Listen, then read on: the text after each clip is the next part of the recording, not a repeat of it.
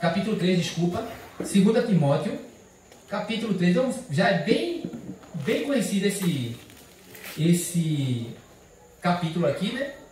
2 Timóteo, capítulo 3. Aqui fala sobre, Paulo está falando a Timóteo, né? Timóteo é um filho na fé de Paulo, e Paulo está orientando esse jovem pastor, né?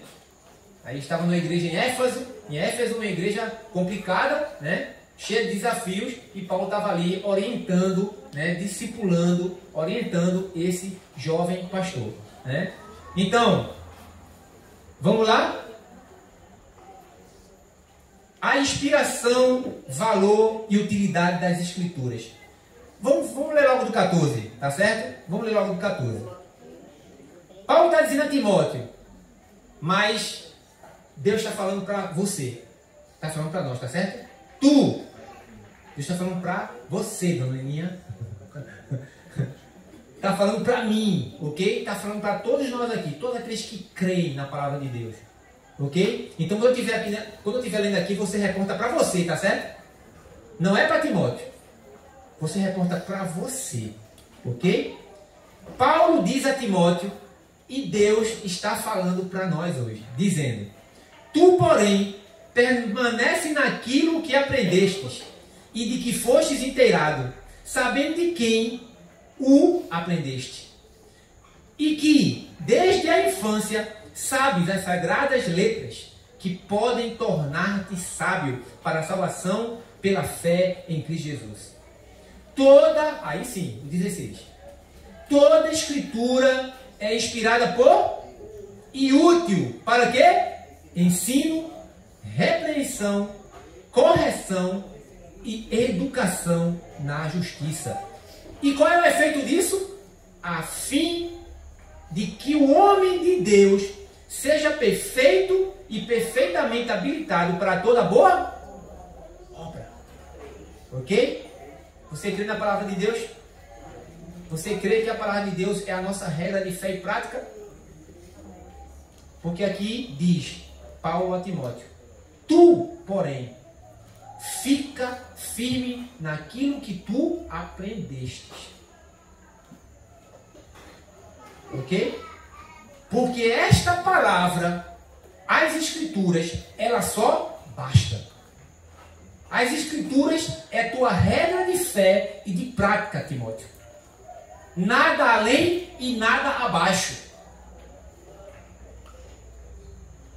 Ok? Só as Escrituras. Na Reforma Protestante, os reformadores, eles trabalharam 5 pontos que era justamente para combater a falsa doutrina dentro da igreja romana. Ok? Então nós vamos estar pregando todo sábado cada uma delas. Hoje eu estou dando uma introdução, né, para entender a Reforma Protestante, o que foi aconteceu, qual foi a história, mas basear mais com o primeiro tópico, que é a preservação das Escrituras. Só as Escrituras. Então, os 5 tópicos que os reformadores formularam para combater a doutrina falsa, né, a falsa doutrina, a corrupção, né, doutrinária dentro da igreja romana, foi só a fé, só a graça, sola, né, que em latim é só, sola fide, sola fé, só a graça, sola gratia, só as Escrituras, né, sola Escrituras, sola Christus, só Jesus, e só a Deus a glória. Só a fé, porque a igreja romana, ela pregava que você não era justificado pela fé. Tinha que ter algo a mais, que eram as tradições, né, e tal, né, os ritos e tal. A graça, não, a graça de Deus não é o suficiente. A igreja tem que salvar. Tem que ter também a ação da igreja, né? Senão, tipo, a igreja que tira do purgatório, a igreja que tira do limbo, né? Bota um dinheirinho aqui que sua alma está liberta lá. Aí, só Cristo, porque também tinha o Papa, tinha os freis, tinha uma hoste de homens que se colocavam como os salvadores dos homens aqui na Terra. Só Cristo, né? Só a fé, só a graça, só as escrituras, porque as tradições, só as escrituras por quê? Porque a tradição, ela tinha, até hoje, né? Tem a mesma autoridade que as tradições católicas romanas, tem a mesma autoridade das escrituras. Que é isso? Aonde isso? Né? E só a Deus a glória, não o Papa, não os padres. Porque na época, lá, no contexto histórico da Reforma Protestante, era assim. Aonde a igreja estava totalmente corrompida. E corromperam a palavra de Deus para enriquecer, para enganar, manipular as pessoas. E as pessoas não tinham acesso às escrituras, porque as escrituras eram escritas em latim. E a missa era também feita em latim. Amém. E eu sei lá o que é isso, o padre está falando, então eu falo também. Era assim. Ninguém entendia nada. A turma entrava muda e saia calada. Entrava sem saber de nada e saía mais confusa ainda.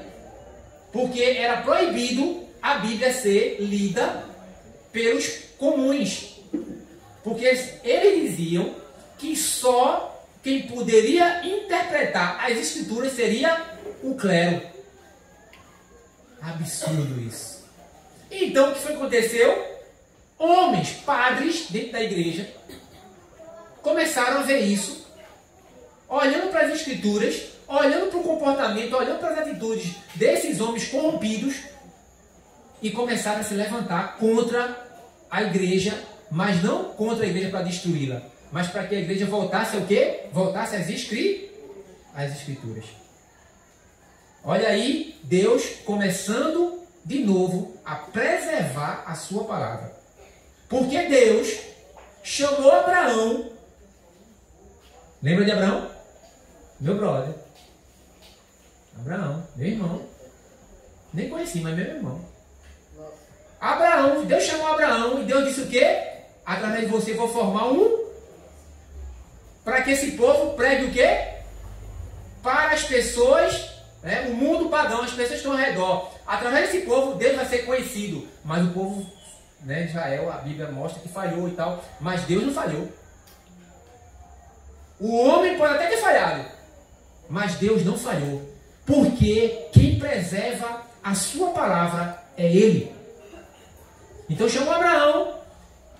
De Abraão veio o povo, no qual ia apresentar o Deus poderoso e único, porque o povo pagão, idólatra, né, buscava a Deus de forma errada. Então, para que conhecesse a Deus, Deus usou homens, mulheres, pessoas.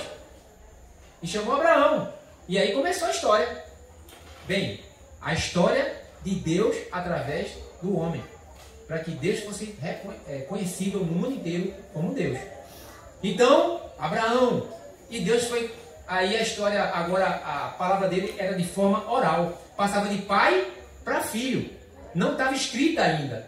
Ok? Não estava escrita ainda. Passava de pai para filho. Mas interessante, veja que milagre. Como é que oralmente uma palavra, o Deus que se revelou ao homem lá atrás, ele vai passando essa história de pai para filho e não perde a essência. Aí, claro, eu também já fiz essa pergunta, né? E também tenho essa dúvida. Mas foi escrita por homens a Bíblia. E quando o cara estava contando a história, será que ele não aumentava, não tirava, não contava do jeito dele? Né? Queridos, a prova disso, a prova que Deus preserva a palavra dele, mesmo quando não era escrita, hoje Israel, ainda é um povo desse tamanho, né? Mas é... Hã? Quem falou aí? Não? Mas é uma das nações mais poderosas do mundo. Ok? Belicamente falando, mexe com Israel. Se você for estudar a história de Israel, você fica maravilhado com milagres. É porque Israel é a menina dos olhos de Deus? É porque Deus... Não, não é não. Mas através da história de uma nação, de um povo, através da tua história, da minha história, as pessoas reconhecem que Deus é Senhor.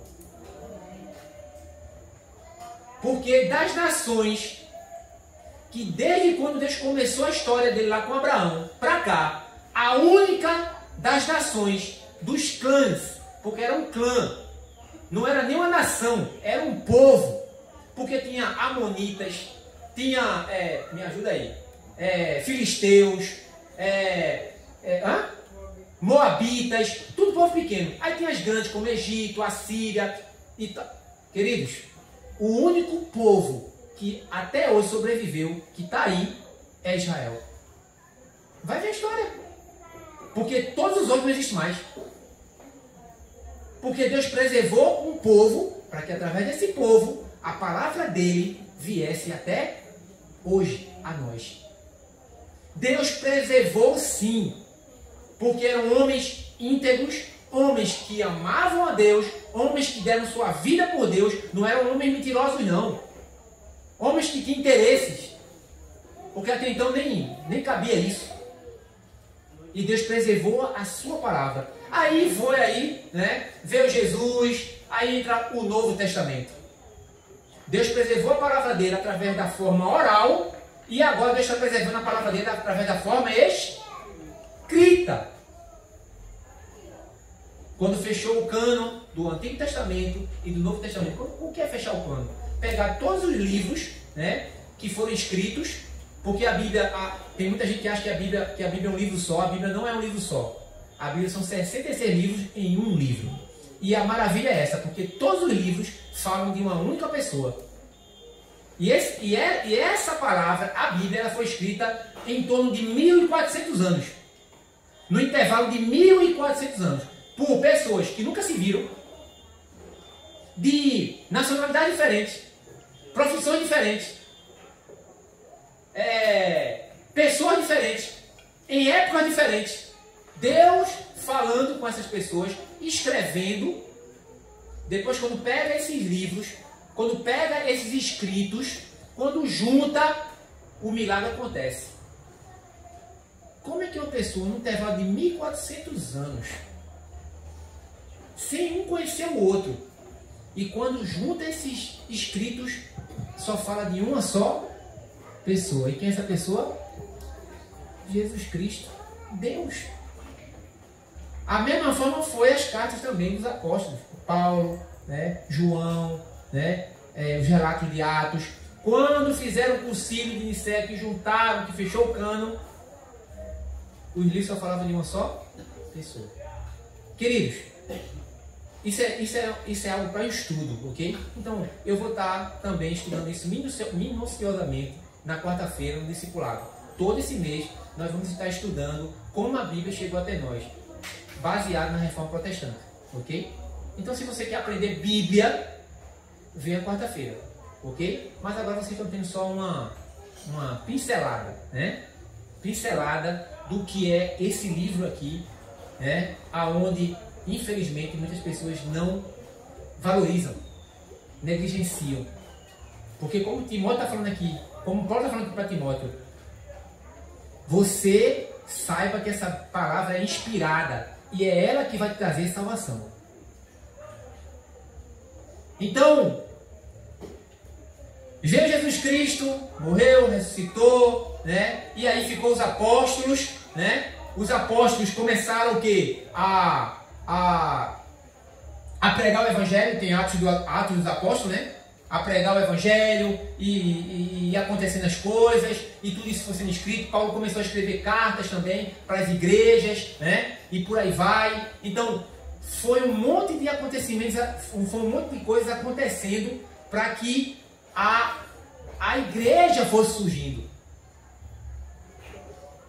A igreja foi surgindo esse histórico, que está lá em Atos capítulo 2, versículo 42 para baixo, né? 42, 43, 44. Então a igreja foi surgindo, ok? Então, até Até a reforma protestante, querido, houve muita água que rolou. E é o quanto é lindo como Deus preserva a sua palavra. A reforma protestante foi uma reação ao que os reformadores viram como desvio da doutrina bíblica. Para melhor entender a indignação daqueles homens, é necessário estudar como nasceu a igreja, como era a vida dessa igreja, liderada pelos apóstolos e posteriormente pelos discípulos deles. Os apóstolos e os discípulos dele. Então, a reforma protestante ela surgiu a partir do momento que padres que estavam ali na igreja, eles começaram a ver uma corrupção da palavra de Deus dentro do próprio clero. E se levantaram, falando o quê? Olha, o que vocês estão fazendo, como vocês estão agindo, como vocês estão se comportando, não condiz com as escrituras. Então, a igreja deve voltar ao que era a igreja de Atos. E a igreja se corrompeu, né? A igreja se corrompeu. A igreja era uma comunidade centrada na palavra de Deus em Atos dos Apóstolos. Era uma igreja centrada no ensino da palavra de Deus. Era uma igreja centrada na coragem. Porque eram homens e mulheres que davam suas próprias vidas por essa palavra. A igreja de Atos era uma igreja centrada na pregação do Evangelho. A igreja de Atos era uma igreja centrada no discipulado. A igreja de Atos era uma igreja centrada no amor a Deus, de forma que se dava até as suas próprias vidas por esse Evangelho. Era uma comunidade simples, porque a igreja não começou em templos. A igreja começou aonde? Nas casas. Como diz lá Atos capítulo 2. Começou nas casas. Os judeus tinham seus templos, os pagãos tinham seus templos, mas os cristãos, eles se encontravam em catacumbas. Eles se encontravam, quando começou a perseguição principalmente, se escondendo em catacumbas. Sabe o que é catacumbas? Cemitério. No buraco que tinha era osso, carne podre e tudo mais. Eles estavam ali, que era um espaço, né, dentro de cemitérios. Eles se encontravam até no cemitério para pregar a palavra de Deus, querido. E era uma comunidade simples, que influenciava as pessoas pela sua simplicidade. Era uma igreja que estava perto das pessoas. Era uma igreja que estava perto da comunidade na qual ele vivia. Era uma igreja que era centrada no ensino, na comunhão, na ceia, na oração, na pregação e na obra de Deus. Era assim a igreja lá em Atos. Era uma igreja era uma igreja que era uma comunidade centrada na coragem. Como eu já falei aqui, esses cristãos sofreram prisões, perseguições, foram jogados para leões, foram feitos de tocha para clarear o caminho com Nero, né? Crucificados, famílias inteiras eram mortas nas arenas. Pegavam cristãos e botavam nas arenas para lutar com gladiadores e lutar com feras ferozes, vorazes. Eu fui pesquisar essa questão dos leões ali no Oriente Médio, queridos, esses leões da montanha e tudo mais. Sabe quantos quilos um leão pesa? Da gente aqui, da África, da gente não, né? Na África ali, 300 quilos, 400. Tem leões que pesam até 700 quilos, 600 quilos. Sabe uma fera dessa que pra cima de tu? Um cachorro, aquele que morde só o calcanhar aqui, ainda tá... Sai daqui. Imagina um leão, meu amigo, de 300 quilos, 400 quilos, vindo para devorar. Era assim que os cristãos eram tratados. A igreja de Atos era uma igreja que tinha coragem. A igreja de Atos era uma comunidade centrada na pregação. Eles estavam pregando o tempo todo. Jesus mesmo vivia pregando a palavra dele, ensinando o tempo todo, em cada oportunidade, né? Tendo oportunidade. Se não era falando, era o quê? Mostrando. Se não era falando, era mostrando. A pregação mostrando um testemunho. Os primeiros cristãos se dedicavam a pregar. 2 Timóteo capítulo 4, 2 diz: pregue a palavra, instes a tempo e fora de tempo. Pregue a palavra. Mas eu até observo que tem muito crente que está mais preocupado de ir para o culto. Está mais preocupado de ir para o culto. Mais preocupado com a atividade na igreja. Está mais preocupado com as dinâmicas de que com a pregação da palavra. Porque vai para o culto. Ah, meu Deus, a minha igreja é massa, né? É um louvor, a galera é massa, né? Tem lanche, né? É um ambiente legal e tal. Mas, cara, durante a semana tu não está pregando para ninguém. Durante a semana você não está falando de Jesus para ninguém. Você não está discipulando ninguém. Você não está dando até um bom testemunho aonde você está, no seu trabalho, na faculdade, seja lá onde for. Esses cristãos, eles respiravam Cristo. Esses cristãos, eles estavam o tempo todo pregando a palavra, em comunhão um com o outro, se fortalecendo. Porque ser cristão nessa época aqui, querido, não é como hoje não. Quem quer aceitar Jesus Cristo? Até parece banana na feira, né? Aceitar Jesus não, ele que aceita. Não é a gente que aceita Jesus, é Ele que nos aceita. Eu tenho que recebê-lo.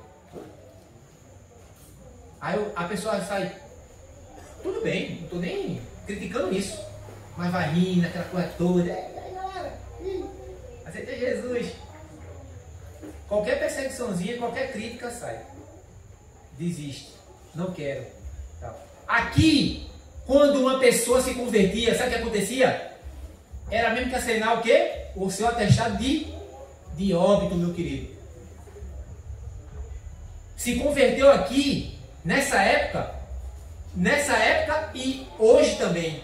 Se você for para um país muçulmano, para um país onde odeia a palavra de Deus, onde é proibido, Coreia do Norte, Cuba, seja lá como for aí, qualquer país desse aí que persegue cristão, que tem cristofobia, né? Porque tipo, a gente não pode ter fobia com ninguém, né? Mas pode ter com a gente, né? Cristofobia. Né? Cristofobia ninguém fala, né? Vai para tu ver. Uma vez que você se torna cristão, você é perseguido, morto, desertado. Ainda existe isso, querido. Então, ser cristão aqui, quando a pessoa dizia sou cristão, ela era cristã mesmo. Não estava brincando, não.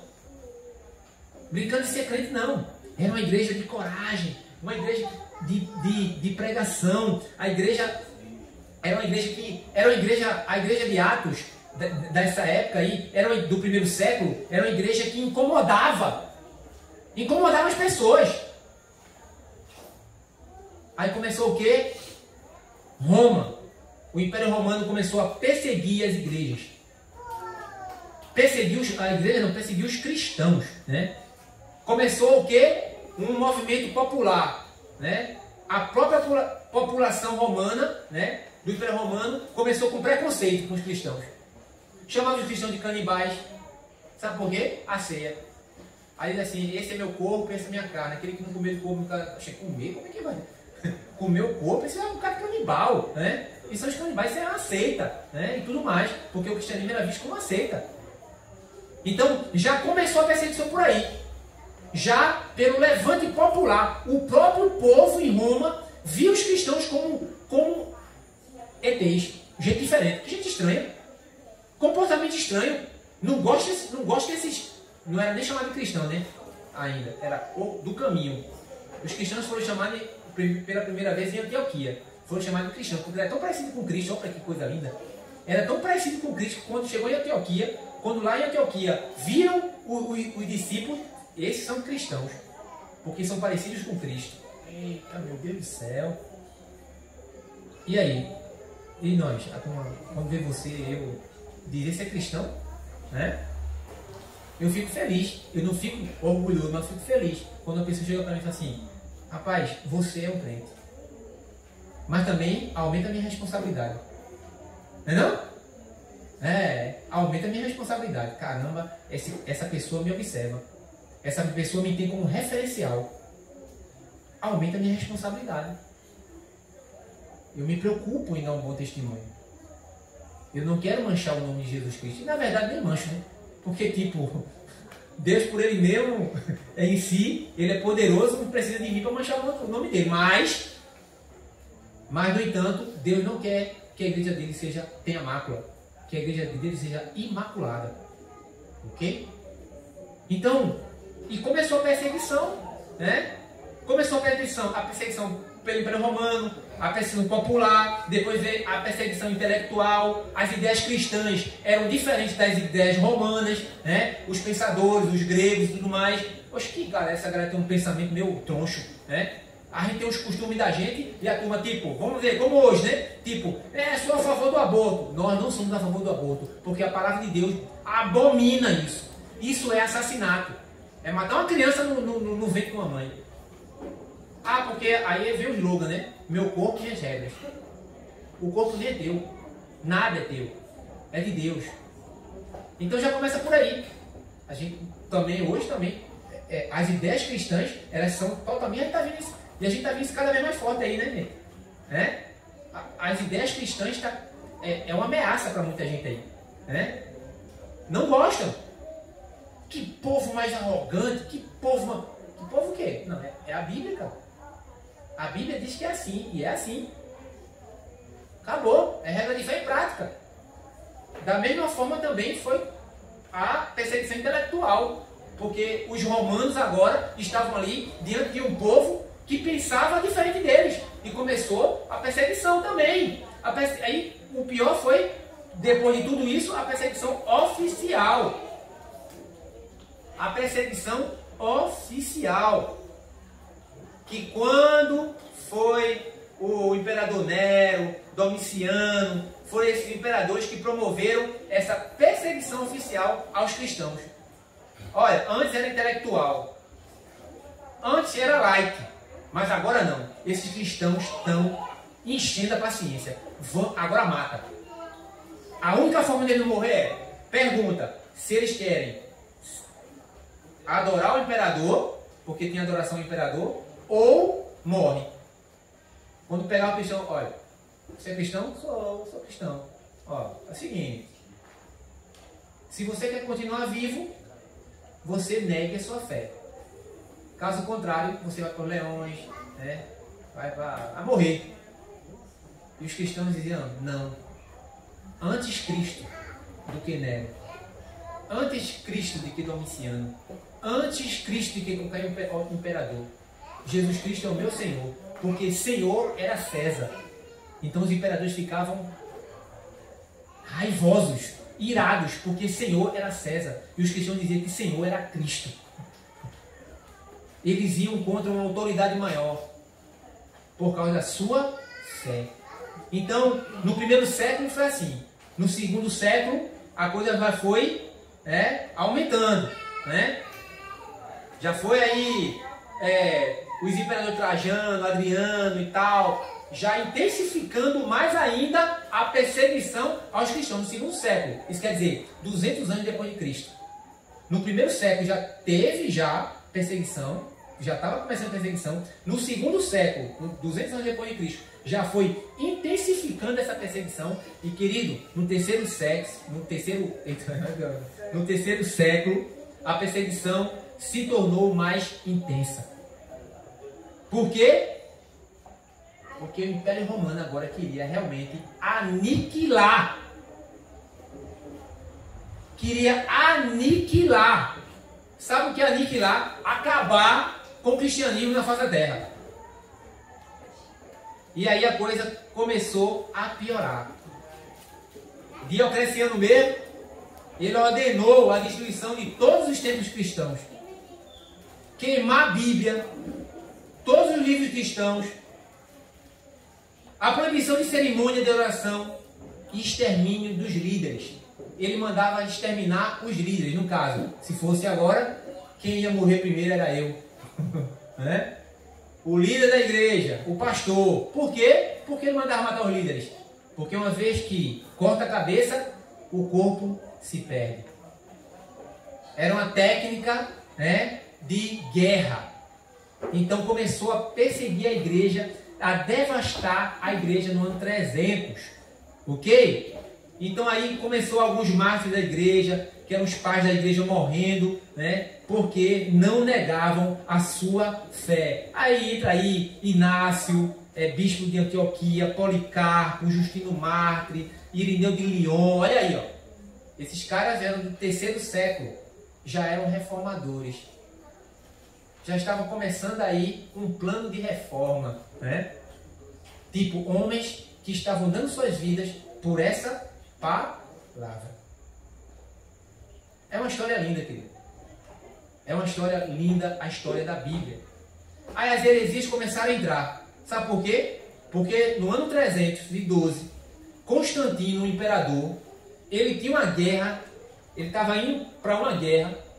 O evangelho, né, tinha já os cristãos que estavam incomodando o Império Romano. Então, quanto mais perseguiam os cristãos, mais aumentava, né? Porque, se eu não me engano, foi Justino Mártir ou foi Irineu que falou assim: o sangue dos cristãos é como semente. Quanto mais mata, mais aumenta o número de cristãos, né?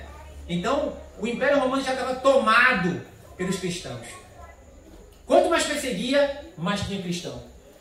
Assim hoje é na Coreia do Norte. Assim hoje é na China. Assim hoje é na Coreia do Sul também. O lugar onde mais cresce cristão, o cristianismo, é nos lugares onde tem perseguição. Incrível isso. É claro de ovo, quanto mais mata, cresce. É interessante. Aonde tem mais perseguição é onde cresce mais cristão. Cristão de verdade, né? Então estava aqui, agora, esse imperador, Constantino, né, que indo para uma batalha chamada Batalha de Milvia, contra o inimigo, na ponte de Milvia. Constantino, que era, a mãe dele, Erenice, se eu não me engano, não me esqueci o nome dela agora, Helena, sei lá. A mãe de Constantino, ela teve contato com o cristianismo, segundo o historiador diz que a mãe de Constantino era cristã, ela se tornou cristã, e ela falava do cristianismo para Constantino, e Constantino nessa batalha aí, segundo a história, né, segundo contam, que quando ele estava indo ele viu o sinal de uma cruz e uma palavra que dizia, uma voz que dizia: por esta cruz vencerás. E ele venceu a guerra, e esse imperador se tornou cristão, que na verdade Constantino se tornou cristão, mandou matar o primo, mandou matar todo mundo que ameaçava o trono dele, né? Na verdade, Constantino ele não se converteu, ele só se convenceu que Deus usou justamente para preservar a igreja dele, né? É a preservação da história do cristianismo, é a preservação da palavra de Deus. Era tudo Deus, querido. Não tinha imperador, não tinha padre, não tinha império, era tudo Deus, ok? Quando os cristãos estavam ali perseguidos, olhando para o alto e vendo perseguição para todo canto, Senhor, e aí? Deus estava onde? Longe? Não, Deus estava perto. Deus é o dono da história. E usou esse imperador. Constantino agora vai, lá na frente, o outro imperador é que oficializa o cristianismo como religião oficial do império. Aí isso foi bom para os cristãos? Quando ficou? Agora, o cristianismo agora é religião oficial do império. Diga aí, que coisa boa, hein? Coisa boa não, meu querido. Foi aí que foi entrando as heresias. Resumindo, o que aconteceu? Imperadores, pessoas ricas, feudais, qualquer um que pagasse se tornaria agora bispo.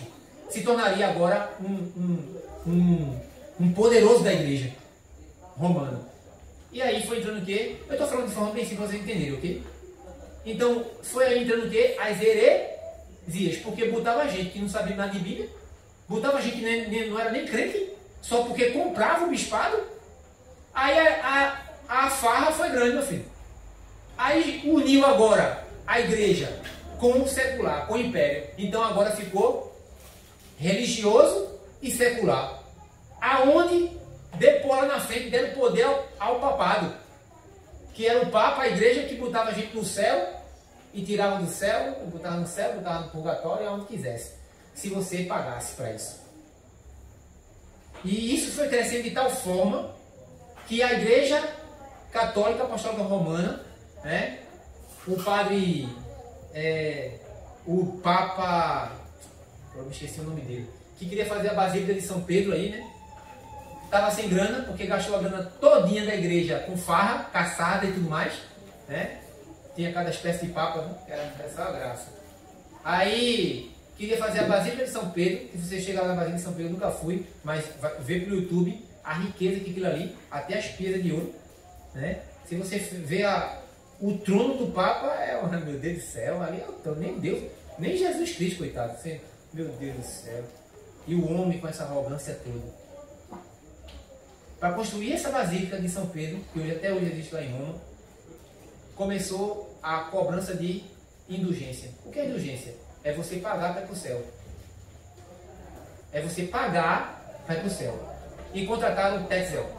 E esse Tetzel, né, ele vendia indulgência por toda a Europa, por toda a Alemanha, né? Por toda a Alemanha, vendendo.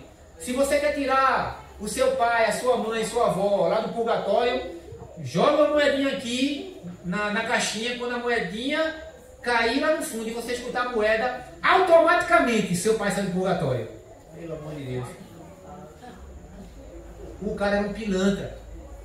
E ele era um bom vendedor. E teve algumas pessoas que se levantaram contra a Tesla. Teve até uma história que diz assim, porque a questão de indulgência era o seguinte, era, você pagava, tirava do purgatório um parente seu.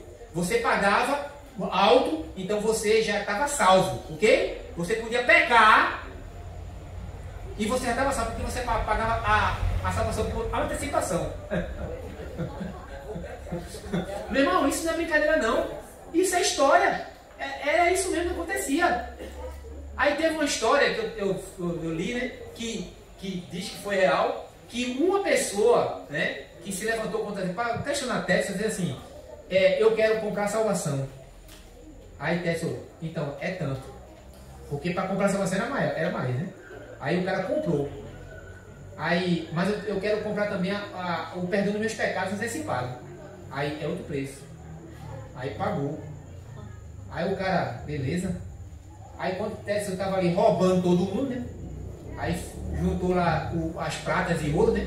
Aí quando ele estava indo para... voltando, né? Para Roma lá, do lado dele lá.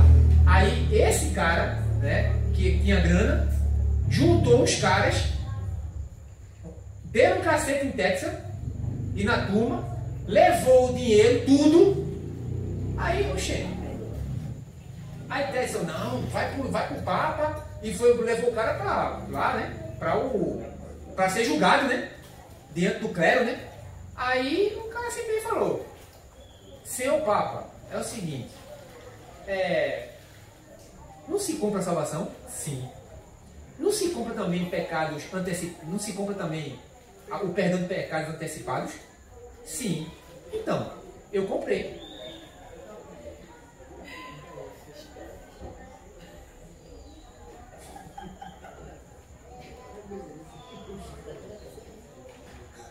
Cara esperto, né? Cara esperto, eu não comprei o pecado antecipado, estou perdoado, então. Então todos os pecados que eu cometi, eu estou perdoado. Gente, era um absurdo. Era um absurdo. Então foi entrando heresia dentro da igreja, entrando tanta coisa espúria dentro da igreja, que padres que estavam ali, homens que buscavam a Deus com sinceridade, começaram a ver isso e se levantaram contra a igreja. E aí veio os reformadores. Pedro Valdo, Wycliffe, John Hus. Meu irmão, veja filme desses caras e leia esses caras. Pedro Valdo, Wycliffe, John Hus, e depois de John Hus veio Lutero. Mas teve outros, mas esses foram os mais proeminentes reformadores que se levantaram contra o papado, contra a igreja corrupta. E a história de John Hus, depois de Wycliffe, porque um foi influenciando o outro. A igreja foi queimando, botando na fogueira. Morreu Wycliffe, morreu John Hus, tudo na Inquisição, na fogueira. Aí diz a história que quando John Hus estava sendo queimado na fogueira por... Qual era a acusação da igreja? Heresia contra a igreja romana corrupta, né? Então, quando John Hus estava sendo queimado, ele falou: vocês hoje estão queimando o ganso, porque a palavra Rus na língua tcheca, que ele era da Boêmia, na Tchecoslováquia. Então, quando estava sendo queimado, ele falou: vocês estão queimando o ganso, mas surgirão cisnes, que esse vocês não vão queimar. Estava se referindo, ele não sabia, né? Mas estava se referindo, essa profecia se cumpriu em Lutero. 100 anos depois de John Hus, surgiu Lutero com as 95 teses, né? As 95 questões, né? Questionamentos contra a Igreja Católica Romana, né? Botou lá na porta da Universidade da Igreja de Wittenberg, né? Que eu quero até conhecer, né? Estava falando com o João do Rafa, falei, no dia que eu fui na Alemanha eu quero conhecer esses lugares, né? Então, Lutero estava ali colocando as 95 teses, 100 anos depois. Sabe o que é lindo nisso, querido? É como Deus preserva a sua palavra. Essa palavra aqui não é uma palavra comum não, meu querido. A Bíblia, ela foi preservada por Deus. Ela não precisa ser acrescentada ou tirada nada dela, não. Quem crê na palavra de Deus, só ela basta. Mas as pessoas querem servir a Deus, servindo a Deus e ao mundo, ou servindo a Deus da forma dele, da forma própria, e não da forma de Deus. Quando Lutero, em 1517, colocou essas teses lá, foi um bafafá. Porque estava ali, na verdade, Lutero querendo fazer um debate. Era comum botar essas teses na porta lá da faculdade de Wittenberg, para debater. Mas, no entanto, isso, como já tem imprensa, correu por toda a Europa, por toda a Alemanha. Então isso ficou notório para todo mundo. E as pessoas começaram o quê? Opa, a perceber, tem coisa errada aí. Lutero conseguiu despertar no povo as heresias que existiam dentro da igreja. Entendeu? Será que hoje nós precisamos também de uma reforma aqui na igreja? Precisamos sim. Até hoje, tem pessoas, crentes, que negligenciam a palavra de Deus. Crentes que não amam a palavra de Deus. Crentes que não estudam a palavra de Deus. Crentes que não leem a palavra de Deus. Crentes que têm cria sua própria doutrina. E querendo que a palavra de Deus se molde a forma de viver dela. Essa palavra, querido, essa escritura, sola escritura. Porque Lutero estava ali, se levantou, os reformadores se levantaram para dizer só as escrituras. Não tem outra coisa, não é tradição, não é rito, não é papa, não é padre, não é pastor, não é ninguém. Só as escrituras e nada mais. Esse foi o grito da Reforma Protestante. Um dos gritos. Só a fé, só a graça, só Cristo salva. E só a Deus a glória e não o homem. Então essa palavra que chegou nas nossas mãos, que está nas nossas mãos, a palavra de Deus, ela é suficiente para a salvação humana. Ela é suficiente para que você ande segundo Cristo. Ela é suficiente para que você ande em santidade. Ela é suficiente para lhe repreender, para lhe ensinar, para lhe orientar, para lhe restaurar. A palavra de Deus. Essa palavra aqui. Nem tira e nem bota. Lá no livro do Apocalipse diz: aquele que tirar ou colocar qualquer coisa dessa palavra, seja ele maldito. E hoje, infelizmente, ainda continua, não é que seja novo, ainda continua, homens iguais àqueles papas lá, da Reforma Protestante. Pastores, concordo sim, pastores que só têm interesse de sugar a vida das pessoas, usando a palavra de Deus para enriquecer, usando a palavra de Deus para enganar, usando a palavra de Deus, deturpando ela, fazendo outro evangelho. Se levantem, meu irmão. Nos levantemos. Os dias estão maus. Os dias estão maus. Nós estamos vendo aí um bombardeio de ideologia. Logo, logo aqui no Brasil, logo, logo. Veja como foi sutil a perseguição da igreja. Do primeiro século até o terceiro século e como foi entrando as heresias. Depois que a igreja se acomodou. São duas coisas, né? Quando há perseguição, os cristãos acham ruim, mas a igreja cresce. Mas quando acomoda, quando está tudo bem, né, querido? Aí é bom demais, né? Aí fica aqueles crente culto. Ou crente cult. É cult, né? Cult, né? Crente loja. Crente shopping. Crente sem raiz.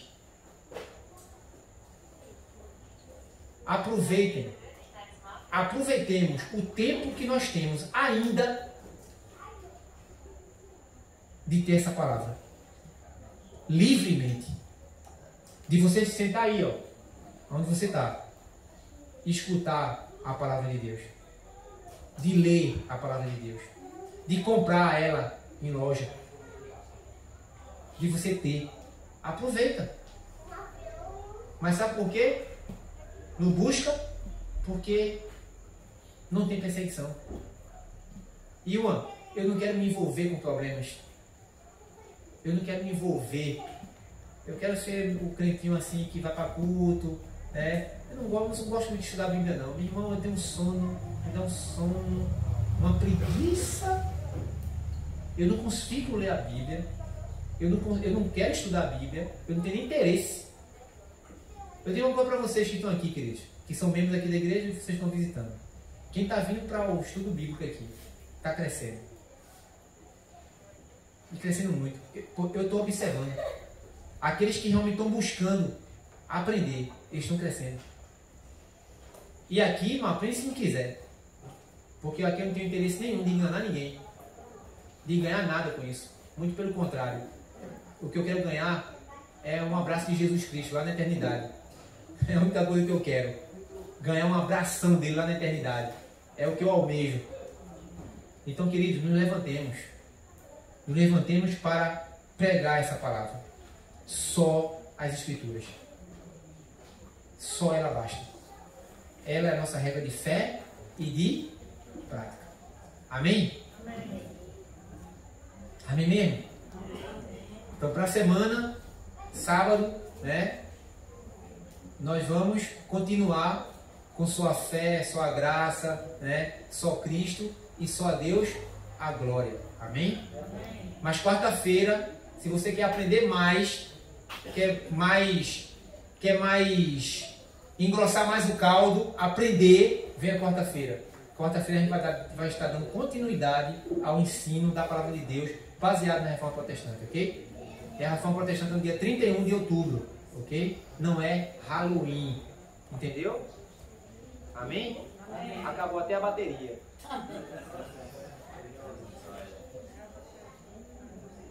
Cadê? Vamos ficar de pé, queridos?